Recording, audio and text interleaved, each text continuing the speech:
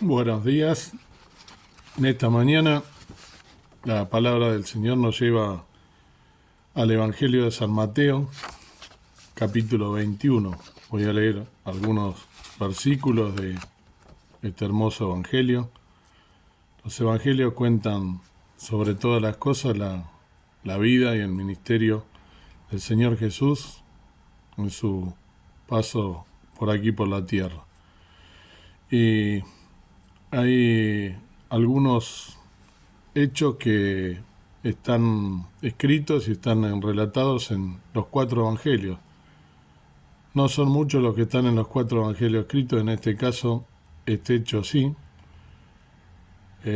la entrada triunfal de Jesús a Jerusalén, y está en San Mateo 21, que es el pasaje que voy a leer yo. Lo pueden encontrar también en San Marcos 11, en San Lucas 19 y en San Juan 12. Dice así la palabra del Señor. Y como se acercaron a Jerusalén y vinieron a Betfagé, al monte de las olivas, entonces Jesús envió 2 discípulos, diciéndoles: Id a la aldea que está delante de vosotros, y luego hallaréis una asna atada y un pollino con ella, desatadla y traédmelos. Y si alguno os dijere algo, decid: el Señor los ha menester, y luego los dejará. Y todo esto fue hecho para que se cumpliese lo que fue dicho por el profeta, que dijo: Decida la hija de Sión, he aquí tu rey viene a ti manso y sentado sobre una asna, y sobre un pollino, hijo de animal de yugo. Y los discípulos fueron e hicieron como Jesús le mandó, y trajeron el asna y el pollino, y pusieron sobre ellos sus mantos, y se sentó sobre ellos. Y la compañía, que era muy numerosa, tendía sus mantos en el camino, y otros cortaban ramos de los árboles y los tendían por el camino. Y las gentes que iban delante y las que iban detrás aclamaban diciendo: Hosana al Hijo de David, bendito el que viene en el nombre del Señor, Hosana en las alturas. Y entrando él en Jerusalén, toda la ciudad se alborotó diciendo: ¿Quién es este? Y la gente decían: Este es Jesús, el profeta de Nazaret de Galilea. Y entró Jesús en el templo de Dios y echó fuera a todos los que vendían y compraban en el templo, y trastornó las mesas de los cambiadores, y las sillas de los que vendían palomas. Y les dice: escrito está: mi casa de oración será llamada, mas vosotros cueva de ladrones la habéis hecho. Hasta aquí la palabra del Señor que quería compartir contigo en esta mañana. Y le voy a leer algunas pocas palabras que escribí a propósito de este hecho. Jesús, más o menos aproximadamente a los 30 años, comienza su ministerio, ¿no? Durante 3 años él prepara a sus discípulos, y la última semana antes de la crucifixión comienza este relato, que en Zacarías 9:9, ¿sí?, en uno de los últimos libros del Antiguo Testamento, en Zacarías 9:9, nosotros podemos encontrar esta profecía, porque esto fue una profecía, esto se escribió allá unos 400 años más o menos antes de que sucediera. Zacarías 9:9 dice: Alégrate mucho, hija de Sión, da voces de júbilo, hija de Jerusalén. He aquí tu rey vendrá a ti justo y salvador, humilde y cabalgando sobre un asno, así sobre un pollino, hijo de asna. Y entonces yo lo que quiero en esta mañana, en primer lugar, resaltar es la humildad de nuestro Señor Jesús, ¿no? Él teniendo toda su gloria, ya de por sí se despojó de toda su gloria, siendo el mismo Dios, vino a esta tierra a nacer en un pesebre, en un lugar donde había animales, bestias, ¿sí? Seguramente con olor, porque es un lugar donde están los animales. Muchas veces no tenía dónde recostar su cabeza en su ministerio, y fíjense hasta qué punto su humildad. Cuántas veces nosotros nos quejamos de cosas tontas, queriendo tenerlo todo, acaparar y seguir acaparando, y el Señor Jesús nos demostró la humildad que nosotros debemos tener. Dice su palabra, ¿no?, con que tenga con el sustento y con qué vestirme es más que suficiente. Un versículo de la palabra del Señor. Creo que está en el libro de Proverbios. El tema es qué humildad, ¿no? Él hace esta entrada en Jerusalén, normalmente él casi todo su ministerio lo hace, ¿no?, en Nazaret, pero siempre Jerusalén era el centro religioso, por así decirlo, donde estaban todos los religiosos, valga la redundancia, de la época, y él vino como a revolucionar todo esto porque ellos estaban con el cumplimiento de la ley. Hasta el día de hoy los judíos lo siguen haciendo, hablo de los judíos religiosos, ortodoxos, y sin embargo Jesús le demostró que no pasa por el cumplimiento de la ley, sino que pasa por realmente creer en el Mesías en esa época, que era Él, el que estaba por venir, y ellos mismos no lo reconocieron. Y Él hace su entrada triunfal, y como vemos, algunas personas lo reconocen, pero esas mismas personas después lo van a dejar solo, ¿no? Personas de su mismo pueblo. Y Él entra subido en un asno y en un hijo de pollino, o sea, en dos animales de carga, hace su entrada triunfal humildemente, como digo yo, y nos demuestra ya en primer lugar su humildad. Y otra cosa que quería contar en la última parte, dice, el segundo templo, el primero que construyó Salomón, fue destruido, porque este templo que está entrando es al segundo. El primero fue destruido cuando lo sitiaron los babilonios y fueron cautivos por 70 años, ¿no? Los israelitas. Al volver del cautiverio lo comienzan a reconstruir y Herodes lo termina de edificar. Herodes, uno de los gobernadores, ¿no?, romanos, porque acuérdense que estaba en la época de Jesús bajo el imperio romano, Israel. Herodes lo termina de edificar, y este templo se construye en los tiempos de Esdras, de Nehemías, y allí se realizaban todos los sacrificios. En el año 70 de la era cristiana, Tito lo destruye, este templo, y hoy en este lugar hay una mezquita musulmana, ¿no? Una mezquita con la cúpula de oro. El Señor entra al templo y se encuentra con gente vendiendo animales, palomas, etcétera, ¿no?, lo que acabo de leer. Y esto estaba profetizado tanto en Zacarías como en Isaías 56:7. Anás y Caifás, que eran los religiosos número uno de esa época, estaban detrás de este negocio.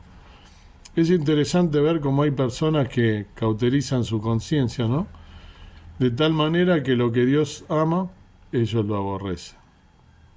Y lo que Dios aborrece, ellos lo aman. Jesús entró al templo y lo limpia, y la Biblia dice que Él mora en casa no hecha de manos, sino que mora en el interior de cada uno de nosotros, y que esas personas son el templo del Espíritu Santo. Y la pregunta que yo te quiero hacer en esta mañana, si tú eres creyente, y si no lo eres también, ¿vive realmente Cristo en tu corazón? ¿Es el Señor de tu vida o solo el que te ayuda cuando lo necesitas? ¿Ha entrado triunfalmente Él en tu vida? ¿Sí o no? Esta pregunta la tienes que contestar tú personalmente. Yo ya la contesté, lo hice íntimamente. El Señor Jesús en esta mañana te está hablando para ser el Señor de tu vida, seas o no creyente.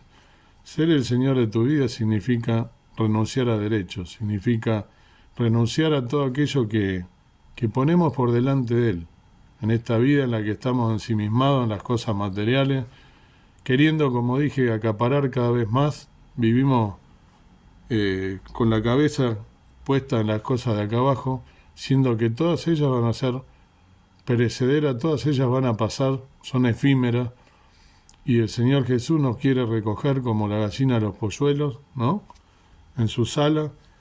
Quiere en esta mañana que tú seas su hijo, su hija, que vengas a Él y que lo reconozcas como el verdadero Salvador que Él es. Quiere hacer una entrega triunfal en tu vida, quiere que le entregues todo tu ser, quiere que le pidas perdón por tus pecados, que te arrepientas de esos pecados, aún siendo creyente, que no te conviertas en un religioso, porque ir a una iglesia, a una congregación, todos los domingos o todas las fechas de reuniones, no significa que que seas o que sea el Señor de tu vida. Para ello tenemos que realmente todos los días arrepentirnos de nuestros pecados, pedirle perdón. Y si no eres un hijo o una hija de Dios, te invito a que lo hagas, porque Dios te está llamando con sus brazos amorosos, brazos de amor tierno, te quiere en esta mañana hacer una entrada triunfal en ti, porque como recién leí, Él no mora en casa hecha de mano. Mucha gente, inclusive creyentes, creen que el Señor Jesús solamente está, o Dios solamente está en una iglesia. Y Dios no está solo en una iglesia. Una iglesia es el lugar donde uno se congrega para adorarle, para elevar cánticos. Pero cada uno de nosotros lo debe hacer a diario. No tengo que esperar el domingo para ir a la iglesia. Muchas veces inclusive estás en la iglesia y estás pensando en los pajaritos, en lo que tengo que hacer, en cualquier cosa. Te conviertes en un religioso, en una religiosa, cumpliendo y haciendo acallar a tu conciencia y con eso creyendo que ya está. Y eso no es ser un creyente, eso no es que el Señor sea el Señor de tu vida. El Señor quiere morar en el templo del Espíritu Santo que tiene que ser cada uno de nosotros. Si aún no lo has hecho, te invito en esta mañana a que lo hagas, que pidas perdón por tus pecados al Señor Jesús, que lo aceptes como su único y suficiente Salvador, el que murió en la cruz y derramó toda su sangre preciosa hace 2000 años para venir a salvarte, para venir a convertirte en el Señor de tu vida y para darte vida y vida en abundancia, para darte vida eterna, para hacerte salvo para toda la eternidad y librarte de la condenación eterna. Y a partir de ahí, no es que se te va a solucionar la vida, que ya está. Luchas, pruebas vas a tener, dificultades porque estamos en este mundo y este mundo es un mundo de maldad, un mundo de dolor, pero al estar el Señor Jesús en tu vida, Él te va a acompañar, Él es fiel y nunca te va a abandonar. Y de su mano, estando tomado de su mano y siendo Él tu Salvador personal, Él te va a acompañar en todo lo que hagas y esas pruebas y esas dificultades van a ser mucho mejor y van a ser resueltas pidiéndole en oración a Él y entregándole tu vida. Te lo digo por experiencia personal.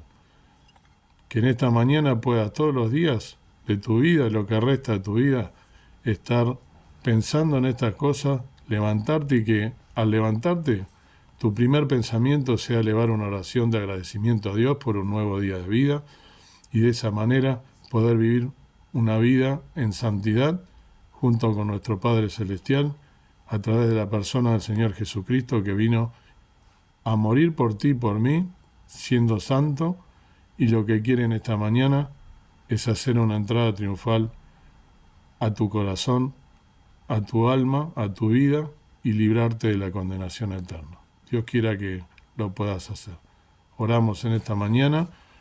Padre y Señor nuestro que estás en el cielo, gracias por estas palabras, gracias por esta palabra bendita, Señor, que todo el día, todos los días de nuestra vida, si la leemos, si nosotros estamos en contacto permanente contigo, podemos ir a ti pidiéndote que tú nos des esa luz para poder vivir una vida tomados de tu mano, venciendo al enemigo y también pudiendo vencer nuestras dificultades, que seguramente son muchas, que todos aquellos que nos están escuchando, que puedan, si aún no te han entregado su vida, que puedan ellos estar dando por fe este paso, aceptándote como su único y suficiente Salvador y pudiendo arrepentirse de sus pecados, sabiendo que la sangre preciosa de que Cristo derramó en la cruz del Calvario injustamente por cada uno de ellos y por mí,